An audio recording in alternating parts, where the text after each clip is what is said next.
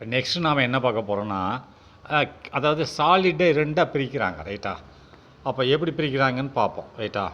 எப்படின்னா, crystalline solid and amorphous solid. Crystalline solid and amorphous சாலிட்னு பிரிக்கிறாங்க, ரைட்டா? இது ஒரு செகண்டு, நான் இது ஆன் பண்ண வந்துட்டேன்.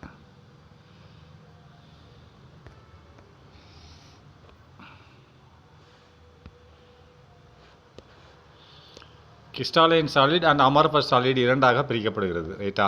அப்போ கிறிஸ்டாலைன் சாலிட் அண்ட் அமார்ஃபஸ் சாலிட்னா என்ன, ரெண்டுக்கு என்ன வித்தியாசம்னா, கிறிஸ்டாலைன் சாலிட்னா ஒன்றுமே கிடையாது, அது அமார்ஃபஸ்னா ஒன்றும் இல்லை. அதாவது கிறிஸ்டாலைன் சாலிட்னு சொல்லும் வருவது அதில் ஒரு ஒழுங்கான வடிவமைப்பை கொண்டிருக்கும். அதில் உள்ள அணுக்கள் அது சாலிடுக்குள்ள என்ன இருக்கும், ஒன்று ஆட்டம் இருக்கும், இல்லை அயன் இருக்கும், இல்லை மாலிகுல் இருக்கும், அவ்வளோதான், ரைட்டா?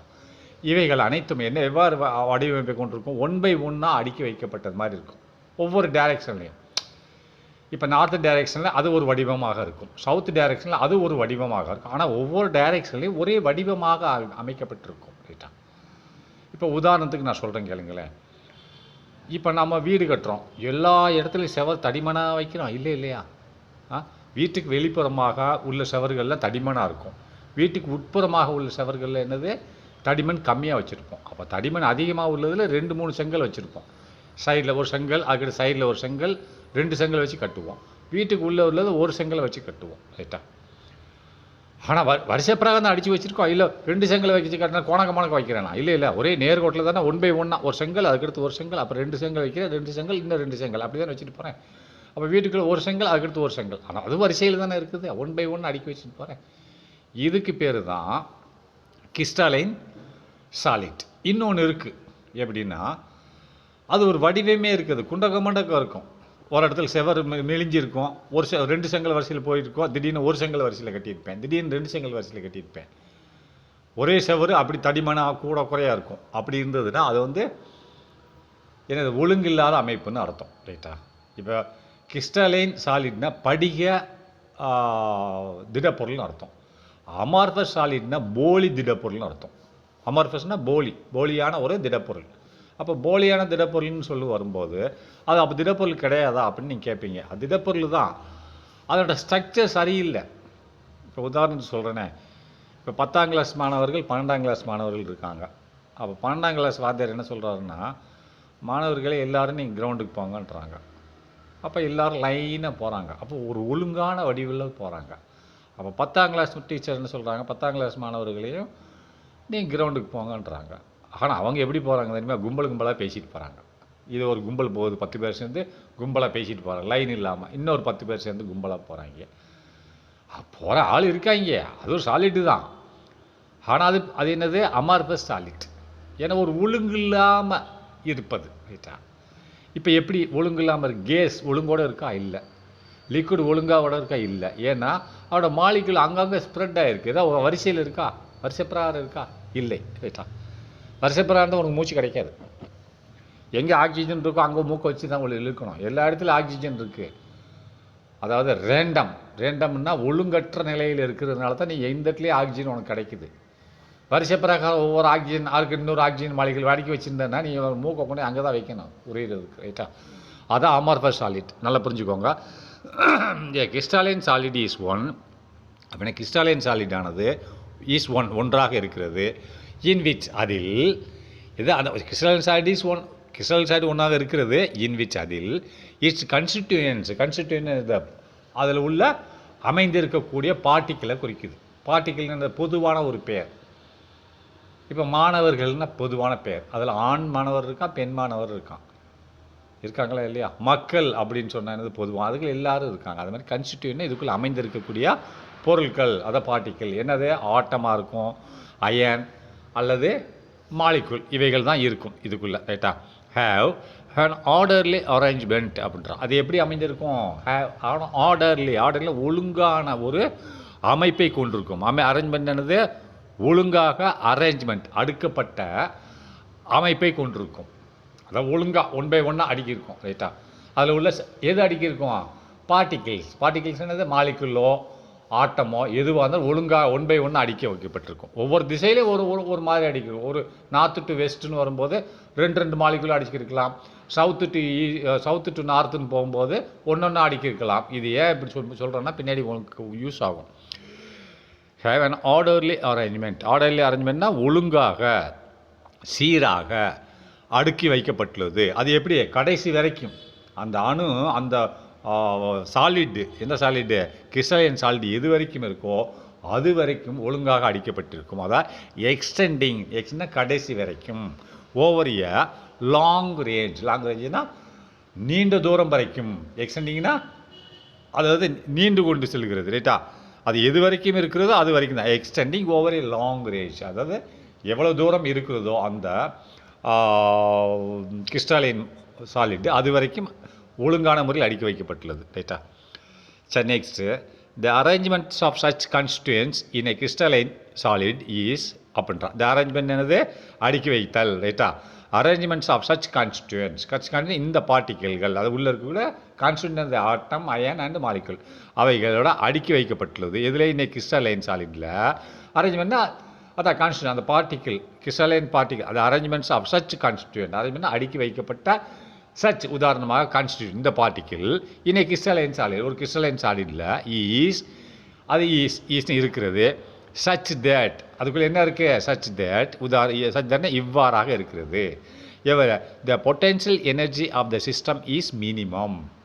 அப்போ அந்த அடுக்கி வைக்கப்பட்டுள்ள கிறிஸ்டலைன் சாலிடில் அடுக்கி வைக்கப்பட்டுள்ள கான்ஸ்டியூண்ட்டோட பொட்டென்ஷியல் எனர்ஜி வந்து மிக கம்மியாக இருக்கும் அப்படின்றாங்க. ஏன்னு சொல்லுங்கள் பார்ப்போம். அது ஒரு சீரான முறையில் அடுக்கி வைக்கப்பட்டுள்ளது. அதற்கு இன்னும் பொட்டன்ஷியல் அதிகமாக தேவையில்லை. ரைட்டா? அதனால தான் நல்லா பார்த்துக்கோங்க. பொட்டன்ஷியல் எனர்ஜி தான் கன்வெர்டட் இன்டு கைனடிக் எனர்ஜி. ஒரு பொருள் நிலையாக இருந்தால் அது பொட்டன்ஷியல் எனர்ஜி. ரைட்டா? அது சீரான முறையில் இருந்தால் அது பொட்டன்ஷியல் எனர்ஜி கம்மியாக இருக்கும். சீரற்ற முறையில் இருந்தால் பொட்டன்ஷியல் எனர்ஜி ஜாஸ்தியாக இருக்கும். ரைட்டா? சீரான முறையில் அமைக்கப்பட்டுள்ளது. அதனால் அதில் பொட்டன்ஷியல் எனர்ஜி கம்மி. சீரற்ற முறையில் இருந்தால் பொட்டன்ஷியல் எனர்ஜி ஜாஸ்தி. ரைட்டா? Potential energy is converted into kinetic energy. அதான் then kinetic energy is converted into potential energy. Energy வந்து மாற்றப்படுமா தவிர ஆக்கவோ அழிக்கவோ முடியாது, உண்டாக்கவோ அழிக்கவோ முடியாது. ரைட்டா?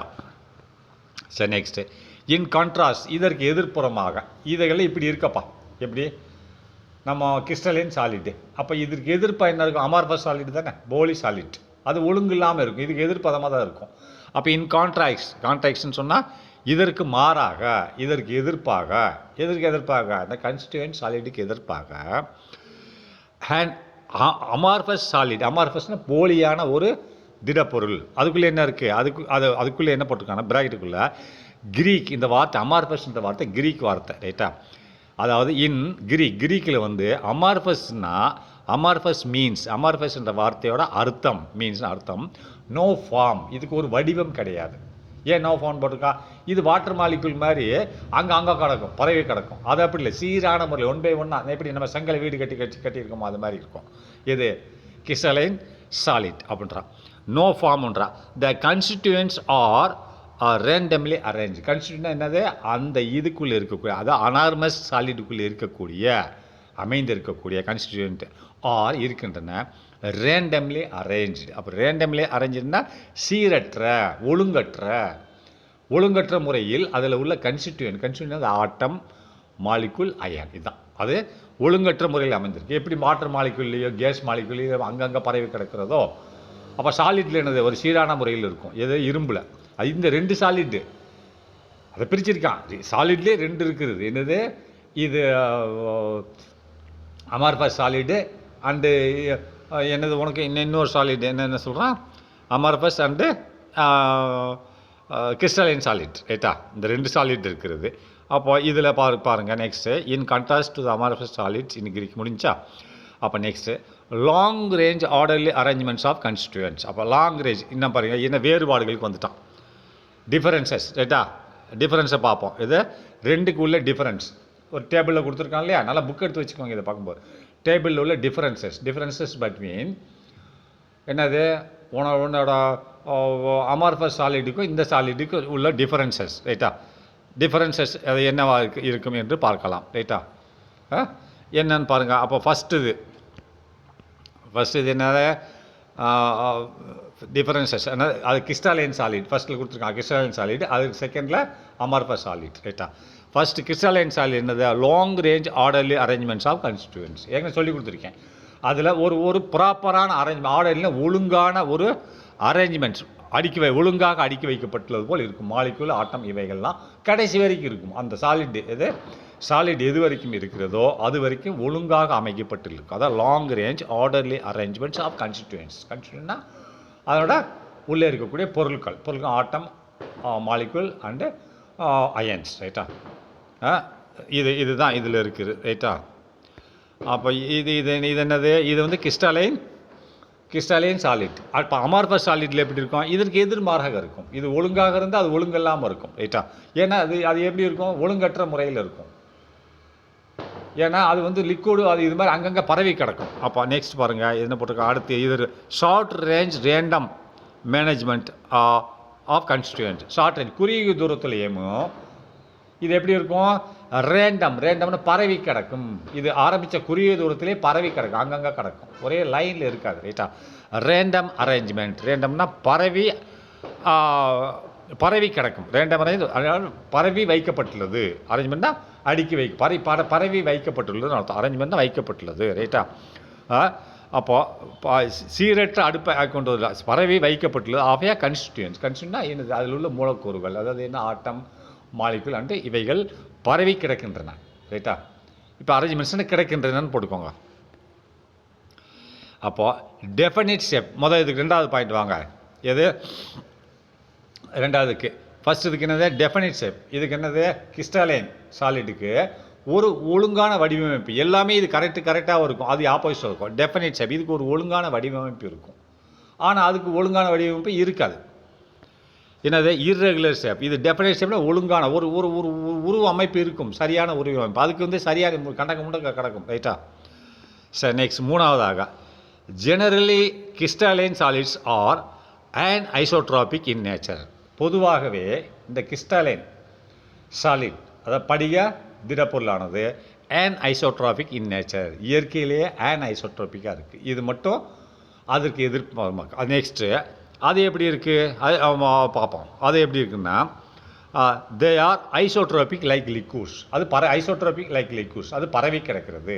லிக்விட் என்னது, லிக்விடில் பரவி தானே கிடக்குது. அதனால் இதுவும் ஐசோட்ரோபிக் இன் நேச்சர், பரவி கிடக்கிறது அப்படின்றான்.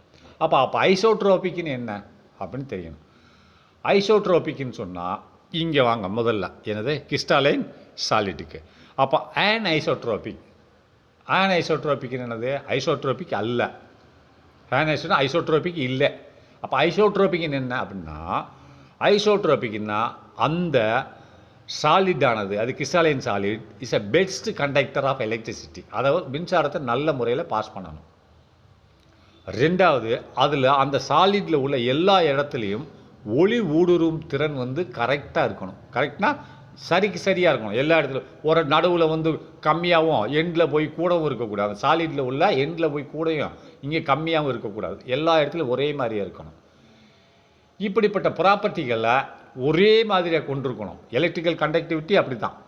மின்கடத்தும் திறன் வந்து ஒரே மாதிரியாக இருக்கணும், இங்கே ஆரம்பத்துலேருந்து கடைசி வரைக்கும். அதேமாதிரி இப்போ லெஃப்ட் டு ரைட், அதேமாதிரி அப் டு டவுன். அது சாலிட் எடுத்துகிட்டு சாலிட் வச்சுருக்கேன் நான் ஒரு இது இடது சைட்லேருந்து வலது சைடில் நான் மின்சாரத்தை பச்சும்போது கரெக்டாக போகணும். கரெக்டான ஒரே பவரில் போகணும். அதேமாதிரி கீழேருந்து போட்டால் மேலே போட்டாலும் ஒரே இதில் போகணும், ஒரு சாலிடில். அப்படி இருந்தால் ஐசோட்ரோபிக்னு அர்த்தம். ஏன்னா இதில் அப்படி இருக்காது. ஏன் ஐசோட்ரோபிக்னு போட்டான் இல்லையா, மாறி ஒவ்வொரு இடத்துக்கு தக்கன ஒரு சாலிட் இருக்குது. என்ன சாலிட் வச்சுருக்கேன் நான், இந்த சாலிடை வச்சுருக்கேன், என்ன கிறிஸ்டாலைன் சாலிட். இதில் ஒரு பெரிய சாலிட் கையில் வச்சுருக்கேன், கை நிறையா ஒரு பெரிய இது மாதிரி அடுக்கு மாதிரி ஒரு கிறிஸ்டாலைன் சாலிட் வச்சுருக்கேன். ஒரு மூலையில் ஒளி ஊடுருவும் போது அந்த இடத்துல ரெஃப்ராக்டிவ் இண்டெக்ஸ்னால் ஒளி ஊடுருவும் திறன். ரெஃப்ராக்டிவ் இண்டெக்ஸ் வந்து 1.7 வச்சுக்கிறோமே. சென்டரில் நான் அந்த ஒளியை ஊடுருவு செஞ்சால் 1.5 இருக்கும். மாறி இருக்கும், ஒரே வேல்யூ இருக்காது. ஒரே வேல்யூ இருந்தால் அது வந்து என்னது, ஒரே மதிப்பு இருந்தால் தான் ஐசோட்ராபிக். ஒரே மதிப்பு இருக்காது, ஆனால் ஊடுருவோம், மதிப்புகள் மாறும். அதேமாதிரி கரண்ட்டு நான் லெஃப்ட் முனையிலேருந்து கொடுக்குறேன், ரைட்டு முனையில் இப்போ பார்த்தேன்னு சொன்னால் அது ஒரு மாதிரியாக போகும். ஏதோ ஒரு 10 வோல்ட் போகுதுன்னா இப்போ கீழேருந்து மேலே நோக்கி கொடுக்குறேன், அதே இதில் நான் சாலிடில் அதில் 5 வோல்ட் போகும். அப்போ இது வந்து ஐசோட்ரோபிக் கிடையாது. எப்படி கொடுக்குறோனோ அதே மாதிரி எல்லா இடத்துலையும் ஒரே மாதிரி கரண்ட் பாஸ் ஆகணும், அப்போ தான் ஐசோட்ரோபிக். அப்போ இது என்னது? On isotropic. அந்த பண்புகள் இது இல்லை. சரியா? அப்போ அந்த பண்புகள் என்ன இருக்குது? ஐசோட்ரோபிக் பண்புகள் யார்கிட்ட இருக்குது? அடுத்து இதில் இருக்கிறது. இதில் இந்த போலியான ஒரு சாலிடில், ரைட்டா, போலியான சாலிடில் இது இருக்குது. They are isotropic like liquids. இவைகள் எவ்வாறாக இருக்கிறது? இது அமார்ஃபஸ் சாலிட். அமார்ஃபஸ் சாலிடில் என்னவாக இருக்கிறது? இவைகள் ஐசோட்ரோபிக் நேச்சர். இதில் நீ எந்த இடத்துல ஒளியை பாய்ச்சினாலும் சரி ஒரே அளவில் தான் போகும். எந்த இடத்துல நீ கரண்ட்டு கொடுத்தாலும் சரி, எங்கே கொடுத்தாலும் சரி, எல்லாம் ஒரே மாதிரி தான் போகும், கூட குறைய போகாது, ரைட்டா. அதான் ஐசோட்ரோபிக் லைக் லிக்விட்ஸ். அது லிக்விட் மாதிரி. லிக்விடில் நீ கரண்ட்டை பாய்ச்ச தண்ணியில், அப்போ மேலே அதிகமான கரண்ட்டு, கீழே கம்மியான கரண்ட்டு, தண்ணிக்கு கீழே கம்மியான கரண்ட்டாக போகாது. ஒரே மாதிரி தான் கரண்ட்டு. மேலே அதே இது கரண்ட்டு தான் இருக்கும், இங்கே அதே கரண்ட்டு தான் இருக்கும். ஆனால் இங்கே கிறிஸ்டாலின் சாலிடில் அப்படி இல்லை, கொஞ்சம் குறையும் இல்லை கூடும். கரண்ட்டை பாய்ச்சும்போது கண்டக்டிவிட்டி குறையும் இல்லை கூடும். இல்லை ஒளி வந்து ஒரு சைட்லேருந்து பாய்ச்சி இன்னொரு சைடில் போகும்போது எவ்வளோ இருக்கோ அதே மாதிரி இந்த சைட்லேருந்து போகும்போது குறையும் இல்லை கூடும், ரைட்டா. அப்போ நல்லா பார்த்துங்க. 4வது பாயிண்ட், இதை வந்து நான் படத்தில் உங்களுக்கு காமிச்சிட்டு புரிய வைக்கிறேன். இந்த ஐசோட்ரோபிக்னு என்ன, ஆன் ஐசோட்ரோபிக்னு என்ன, அது கிறிஸ்டாலைன்லேயும் ஆமார்ஃபிக்லேயும் எப்படி செயல்படுதுன்றதை நம்ம அங்கே பார்க்கலாம், ரைட்டு. படத்தில் நான் காமிக்கிறேன் முடிச்சுட்டு. They are true solids. Crystalline solid என்னது? கிறிஸ்டாலைன் சாலிட் வந்து உண்மையான சாலிட். ஏன் உண்மையான சாலிட்னு சொல்கிறோன்னா, அது உண்மையாகவே அடுக்கி வைக்கப்பட்டுள்ளது, சீரான முறையில் இருக்கிறது. அதோட பாண்டிங்கும் நல்லா இருக்கும். அதோட பாண்ட், கோவலன் பாண்டு ரொம்ப டைட்டாக இறுக்கமாக பிடிச்சிருக்கு. அதனால் இது உண்மையான உலோகம் என்று அழைக்கப்படுகிறது, ரைட்டா. சரி, நெக்ஸ்ட்டு அடுத்து இதை அமார்ஃபஸ் சாலிட். இது எப்படி இருக்கு? They are consider as a pseudo solid. Pseudo போலியான சாலிடாக இருக்கிறது. பெசுடோ என்னது? போலியான சாலிட். அப்போது அல்லது சூப்பர் கோல்டட் லிக்விட்ஸ். இது என்ன சொல்கிறாங்க? சூப்பர் கோல்டட் லிக்விட்ஸ்னு சொல்கிறாங்க. சூப்பர் கோல்டட் லிக்விட்ஸ் என்னது? அப்போது நல்லா பார்த்துக்கோங்க, ஒரு தண்ணி அது 0 டிகிரி வரும்போது ஐஸாக மாறிடும். அப்போ -1 இருந்தால் ஐஸ் இன்னும் அதிகமாக இருக்கும், மைனஸில் போக போக ஐஸ் அதிகமாக மாறிக்கொண்டே இருக்கும், ரைட்டா. அப்போது இந்த நிலையில் இருக்குன்னு வச்சுக்கிறோமே. இப்போது இந்த சூப்பர் கோல்டட், ரைட்டா, சூப்பர் கோல்டட் இங்கே லிக்விட்ஸ்னு என்னது? இந்த லிக்விடில், இந்த தண்ணியில் நான் உப்பே இல்லாத தண்ணி எடுத்துக்கிறேன், உப்பையெல்லாம் எடுத்துகிட்டு தண்ணி எடுத்துக்கிறேன். அதை நான் -0 டிகிரியில் வச்சா கூட தண்ணியாக தான் இருக்கும், ஐஸாக மாறாது. அது -1 வச்சாலும் தண்ணியாக தான் இருக்கும், மாறாது. -2 வச்சாலும் மாறாது. ஆனால் ஒரு குலுக்கிட்டேன்னா மாறிடும். ஏன்னா ஒரு சின்ன டஸ்ட்டு வந்தால் கூட சரி, அது ஐஸாக மாறிடும், புரியுதா. அப்போ நீ தண்ணியில் வந்து தண்ணி வச்சுருக்கேன்னா அதில் ஏதாவது ஒரு நியூக்ளி இருக்குது. நியூக்ளியஸ் கிடையாது, நியூக்ளி. ஒரு பொருள் இருந்தால் தான், உப்புன்ற ஒரு பொருள் இருக்குது, சிறிதளவாக இருக்கிறது. நீ குடிக்கிற தண்ணி உப்பு இருக்கு இல்லையா, உப்பு இருக்கிறனால தான் ருசியாக இருக்குது, அதனால தான் திடப்பொருளாக மாறுகிறது, லிக்விடாக, ரைட்டா. இல்லைன்னா மாறாது, ரைட்டா. அப்போ நெக்ஸ்ட்டு பாருங்கள், அதுதான் சொல்கிறாங்க. அதுக்கு பேர் என்னது? அதுக்கு சூப்பர் கோல்டட் லிக்விட்ஸ். இதை அப்படியே அழைக்கலாம், புரியுதா. அது 1 மார்க் கொஸ்டின் கேட்பேன். அப்போ டெஃபினட் ஹீட் ஆஃப் ஃபியூஷன். இதுக்கு என்னது? ஒரு குறிப்பிட்ட வெப்பநிலையில் இது உருகிடும். டெஃபினட்டாக ஒரு குறிப்பிட்ட, ஆனால் அது குறிப்பிட்ட வெப்பநிலையில் உருகாது, ஒரு குறிப்பிட்ட ரேஞ்ச் வரைக்கும் கொடுக்கணும், உருகிட்டே இருக்கும் கொஞ்சம் கொஞ்சமாக. அதனால தான் சொல்கிறான். அது எப்படி அப்படின்னா, amorphous heat of fusion is not definite. Heat வந்து ஒரு குறிப்பிட்ட வெப்பநிலையில் இது உருகாது, ரைட்டா. உருகும், ஒரு குறிப்பிட்ட ரேஞ்சில் உருகும். குறிப்பிட்ட வெப்பநிலையை 235 கெல்வின் அதில் உருகும்னா அது உருகிடும். எது? கிறிஸ்டாலைன் சாலிட்டு. ஆனால் இது அப்படி இல்லை, 235 to 300 அப்படிங்கும். இதில் தான் உருகும். 230 ஆரம்பித்து 300 வரைக்கும் போகும். உதாரணத்துக்கு சொல்கிறேன். அதை heat of fusion is not definite. இது டெஃபினிட் கிடையாது. அப்புறம் 6வது, they have a sharp melting point. அப்போ இதுக்கு ஒரு இது சேம் தான், மெல்டிங் பாயிண்ட்னாலும் சரி ஃபியூஷனில் 2 ஒன்று தான், உருகு நிலை தான். ஆனால் ஷார்ப்புன துல்லியமான ஒரு உருகும் நிலை உள்ளது, பாயிண்ட் நிலை. இதற்கு ஒரு துல்லியமான ஷார்ப் மெல்டிங் பாயிண்ட், துல்லியம். இந்த டெம்பரேச்சரில் உருகுன்னா உருகிடும். அதே சேம் பாயிண்ட் தான், அப்படி மாற்றி போட்டிருக்கான்.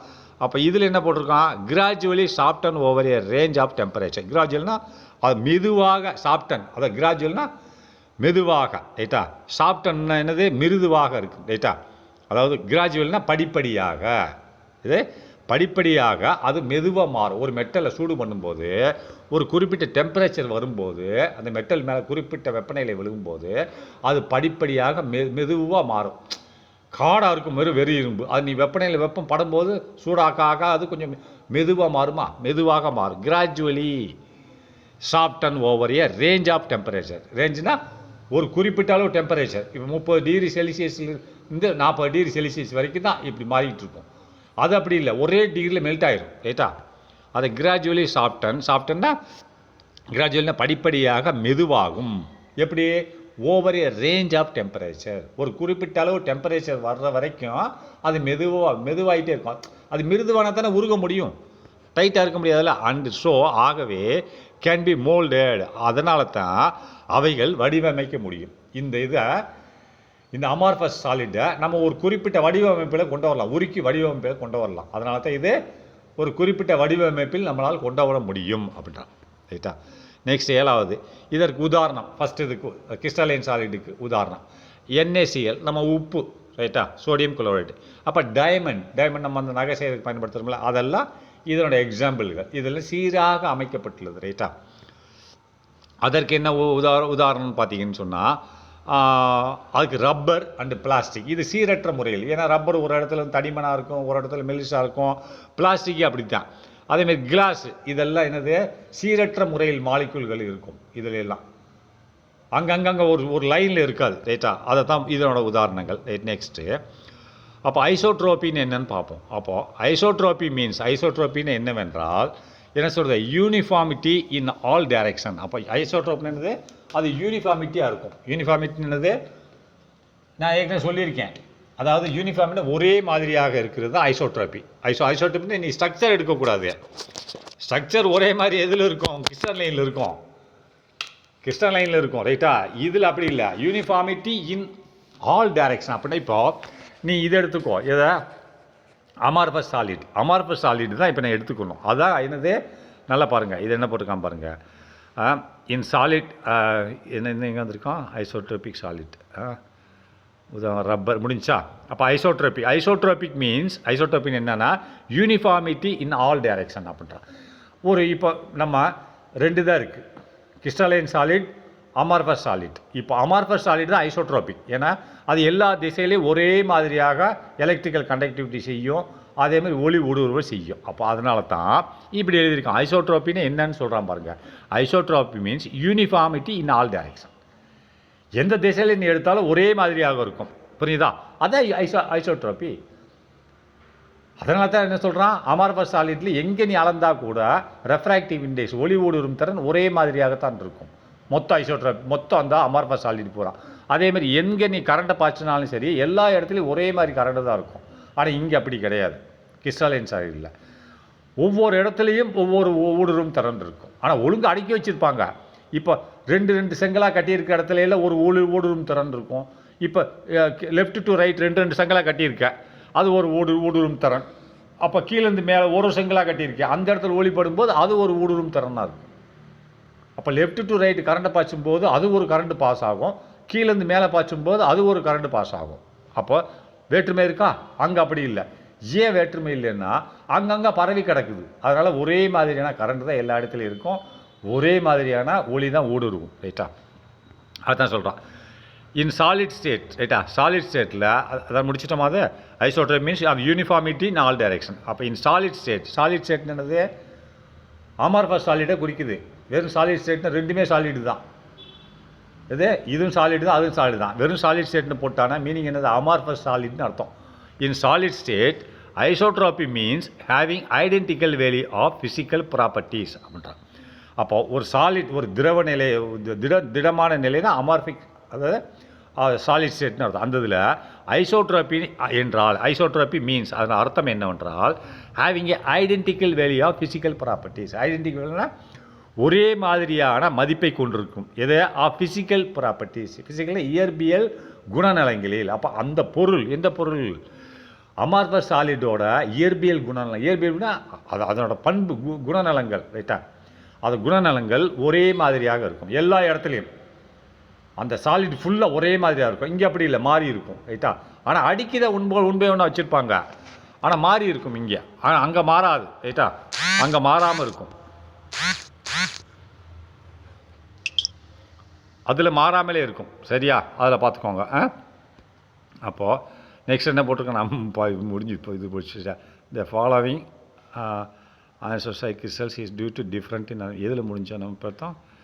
crystalline solids are astropic. Crystalline solids are astropic. They show different properties.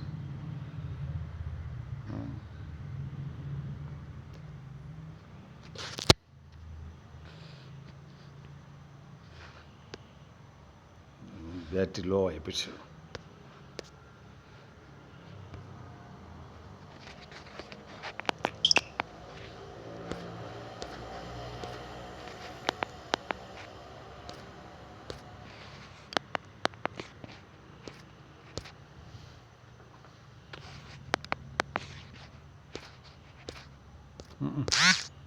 Phone mug up பண்ணுது.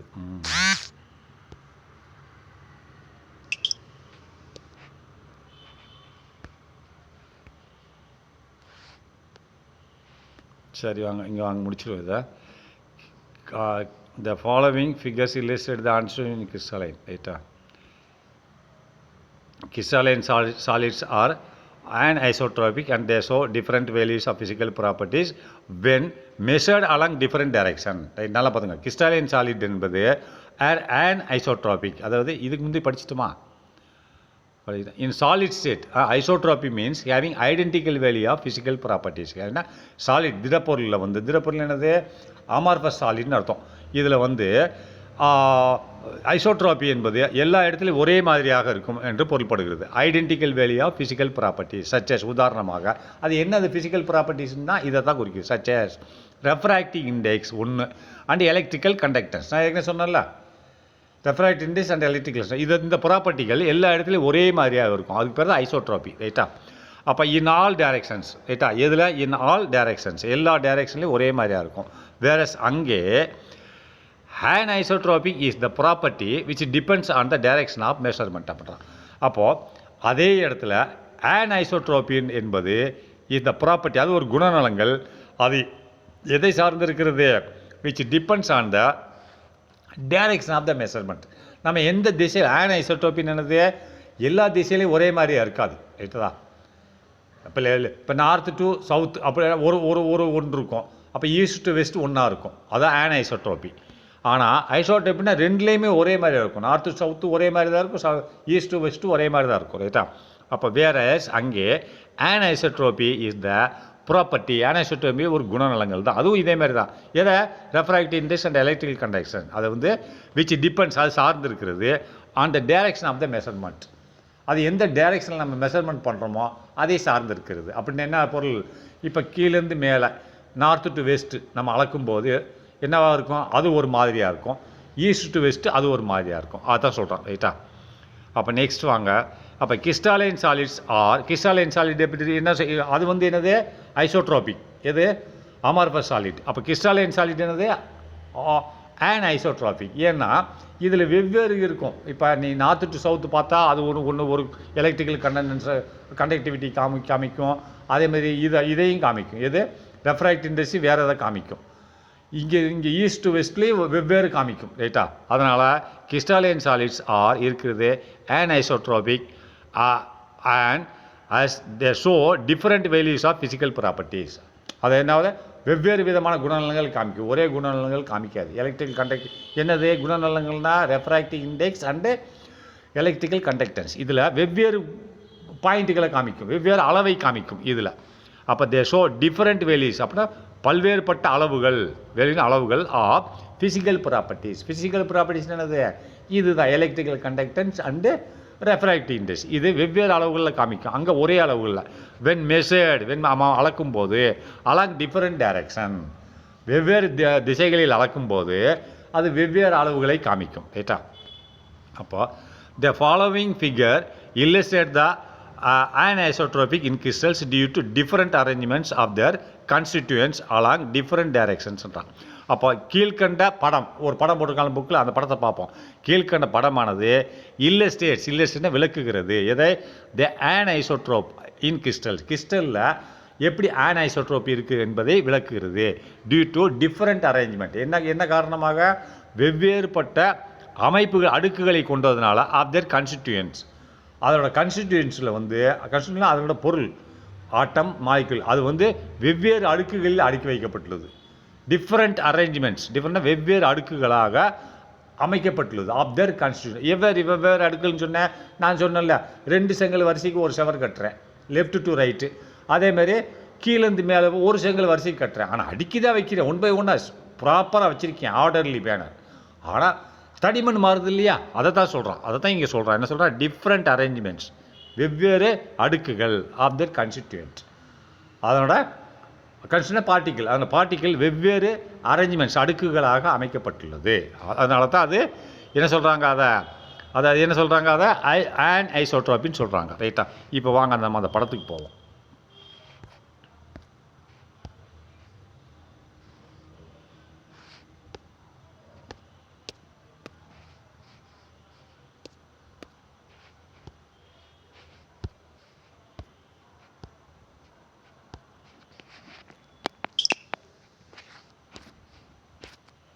ஃபோனு வேலை செய்ய மாட்டேங்குது. டக்குன்னு முடிச்சுட்டு போயிடுவேன். இந்த வர ஃபோனு ஹேங் ஆகுது.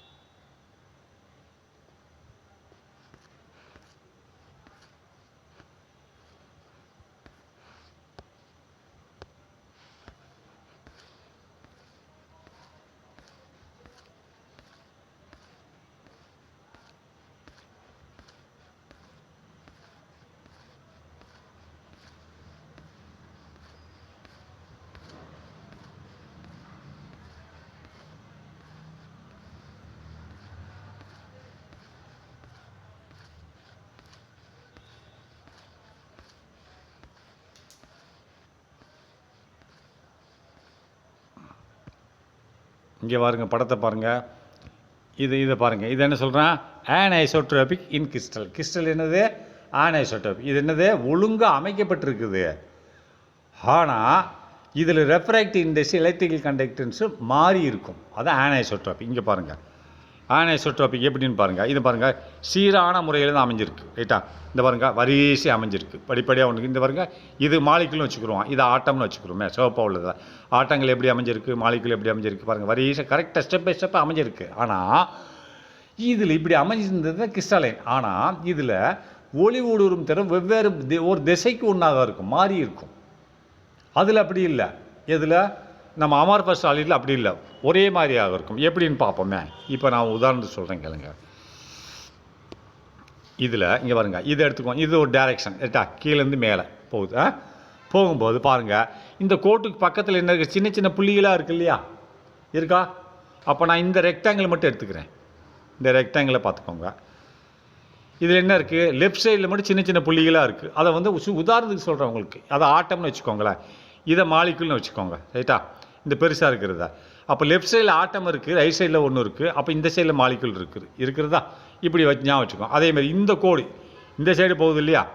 மேல் நோக்கி கீழ் நோக்கி மேலே, இந்த சைடில் இதை நான் எடுத்துக்கிறேன். இதை நான் ஒரு ரெக்டாங்கிள் ஷேப்பில் எடுத்துக்கிறேன்.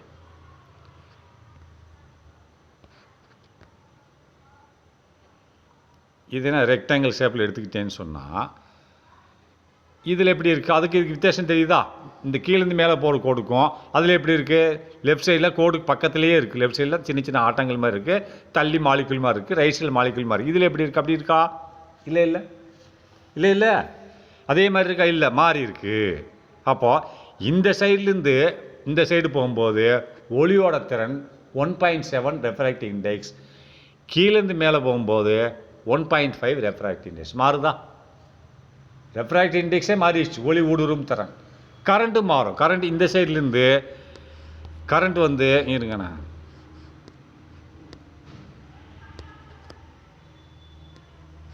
கரண்ட்டு கீழேருந்து மேலே போகும்போது ஒன்றாகவும் மேலேருந்து கீழே வரும்போது ஒன்றாகவும் இருக்கும். அப்போ இங்கே வாங்க, இதில் பாருங்கள், இந்த கீழேருந்து மேலே போகிற கோடு இது என்னது? இது வந்து அமார்ஃபஸ் சாலிட். இது என்ன சொல்கிறாங்க? இது ஐசோட்ரோப். எல்லா இடத்துலையும் ஒரே மாதிரி ஒளி ஊடுருவும். அது போக எல்லா இடத்துலையும் ஒரே மாதிரி கரண்ட் பாஸ் ஆகும். அது எப்படின்னு சொன்னால், இங்கே பாருங்க, லெஃப்ட் டு ரைட்டு போகுதா கோடு, அதேமாதிரி கீழேருந்து மேலே போகுது. எங்கேயாவது ஒழுங்காக இருக்கா? எங்கேயுமே ஆட்டங்கள் ஒழுங்காகவே இல்லை. அதுலேயே ஒரு சைடில் ஒழுங்காக இருந்தது, ஆட்டங்கள் அமைப்பும் ஒழுங்காக இருந்தது. ஆனால் ஒரு சைடில் ஒழுங்காக இருந்தது. ஆனால் இங்கே எங்கேயுமே ஒழுங்கு இல்லை. இந்த மாதிரி கீழேருந்து மேலே போனால் கூட ஒழுங்குலே தான் இருக்கா? இந்த மாதிரி லெஃப்டின் ரைட்டில் போனால் கூட அந்த கோடுக்கு பக்கத்தில் உள்ள இதாக ஒழுங்கான முறையில் இருக்கா? இல்லை. இதை மாதிரி இருக்கா? அந்த கீழேருந்து ஏ லைன் மாதிரி பி லைன் இருக்கா? இல்லை. ஆனால் மாறி இருக்குது. அப்போ இது எதுவுமே ஒழுங்கு இல்லாமல் இருக்குது. எதுவுமே ஒழுங்கு இல்லாமல் அமைப்பாக இருக்கிறதுனால நம்ம என்ன பண்ணோம்? எல்லாத்தையும் கூட்டி அதோட எண்ணிக்கையில் வகுத்துட்டு சராசரி எடுத்து பார்த்தோம்னு சொன்னால், அந்த சராசரி தான் இப்போ கரண்ட்டுக்கு எடுக்கணும்னா, அப்போ இப்படி எல்லாமே ஒழுங்கு இல்லாமல் இருக்கிறதுனால அப்போ எல்லா இடத்துலையும் கரண்ட் ஒரே மாதிரியே தான் பாஸ் ஆகும். ஏன்னா சராசரி இப்போ எல்லாமே ஒழுங்கு இல்லாமல் இருக்குன்னு சராசரி மதிப்பு தான் நம்ம பார்ப்போம். சராசரி மதிப்பு அது சராசரி மாலிகுலால் டிவைட் பண்ணிடணும். டிவைட் பண்ணிட்டா அது வரக்கூடிய ரிசல்ட் தான் எல்லா இடத்துலையும் அந்த எலக்ட்ரிக்கல் கண்டக்டிவிட்டி ஒரே மாதிரியாக இருக்கும். அதே மாதிரி ரெஃப்ராக்டிவ் இண்டெக்ஸ் அப்படி தான். ரெஃப்ராக்டிவ் இண்டெக்ஸ் வேணுமா? அதுக்கு எல்லாத்தையும் கம்பைன் பண்ணி கூட்டிட்டு டிவைட் பண்ணிட்டேன்னு சொன்னால் அதே இது ரெஃப்ராக்டிவ் இண்டெக்ஸ் வரும். அதனால தான் இந்த சொல்கிறாங்க. ரைட்டா? வேறு எதுவும் கிடையாது. சரி, ரைட், ஓகே, பார்த்துக்கோங்க.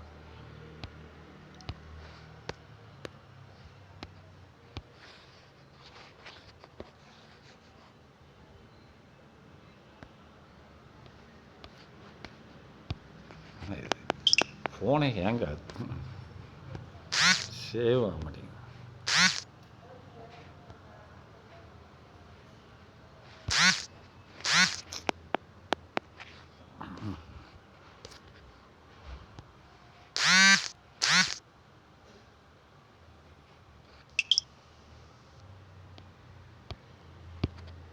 சேவ் பண்ண கூட வர மாட்டேங்குது.